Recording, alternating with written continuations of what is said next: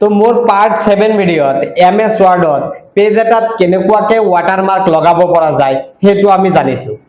আজিৰ টপিকটো হল MS Wordত page এটা কেনেকুৱাকে পোৰ্ট্ৰেট আৰু ল্যান্ডস্কেপ মানে পথালি আৰু থিয় কৰিব পৰা যায় হেতু আমি জানিম। তো হেতু জনাৰ কাৰণে স্ক্ৰিনত চাও বলক। MS Wordত পেজ এটা পোৰ্ট্ৰেট আৰু ল্যান্ডস্কেপ কৰিবলৈ হলে প্ৰথমতে আমি MS Wordটো ওপেন কৰি ল'ব লাগিব। তাৰ পিছত মেনু বাৰৰ পৰা পেজ লেআউট মেনুত ক্লিক কৰি দিব লাগিব। তাৰ পিছত ওৰিয়েন্টেশনত ক্লিক কৰি দিব লাগিব। তাৰ পিছত ইয়াত দুটা অপচন দেখাব, পোৰ্ট্ৰেট আৰু ল্যান্ডস্কেপ। যদি পোৰ্ট্ৰেটত আপুনি মাৰ্ক কৰা দেখা পায় তেতিয়াহলে ভাবি ল'ব যে মোৰ পেজটো পোৰ্ট্ৰেট হিচাপত আছে, মানে থিয় হিচাপত আছে। আৰু যদি ল্যান্ডস্কেপত ক্লিক কৰি দিয়ে তেতিয়া পেজটো পথালি হৈ যাব। আৰু আকৌ যদি এই পেজটো পোৰ্ট্ৰেট কৰিব খোজে তেতিয়াহলে আকৌ ওৰিয়েন্টেশনত ক্লিক কৰিব আৰু পোৰ্ট্ৰেটত ক্লিক কৰি দিব।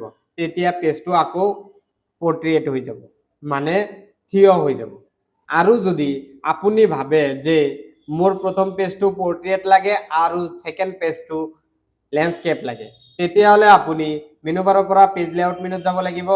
তাৰ পিছত ইয়াত ব্ৰেকস এটা অপচন আছে, ব্ৰেকসত ক্লিক কৰি দিব লাগিব। তাৰ পিছত নেক্সট পেজ এটা অপচন আছে, ইয়াত নেক্সট পেজত ক্লিক কৰি দিব লাগিব। তাৰ পিছত আপুনি ওৰিয়েন্টেশনত ক্লিক কৰি দিব লাগিব। তাৰ পিছত ল্যান্ডস্কেপত ক্লিক কৰি দিলে সেকেন্ড পেজটো আপোনাৰ ল্যান্ডস্কেপ হৈ যাব। আৰু যদি থাৰ্ড পেজটো আপুনি পোৰ্ট্ৰেট কৰিব খোজে তেতিয়াহলে আকৌ আপুনি ব্ৰেকত ক্লিক কৰি দিব লাগিব, আকৌ নেক্সট পেজত ক্লিক কৰি দিব লাগিব। তাৰ পিছত আকৌ ওৰিয়েন্টেশনত ক্লিক কৰি পোৰ্ট্ৰেটত ক্লিক কৰি দিলে নেক্সট পেজটো আপোনাৰ পোৰ্ট্ৰেট হৈ যাব। তো এনেকুৱাকে আমি এটা পেজ পোৰ্ট্ৰেট আৰু এটা পেজ ল্যান্ডস্কেপ কৰিব পাৰো। তো এনেকুৱা ধৰণৰ টিচিং ভিডিঅ' পোৱাৰ কাৰণে আৰু মোৰ লগত কম্পিউটাৰ শিকিবলৈ হলে মোৰ চেনেলটো সাবস্ক্ৰাইব কৰি দিব।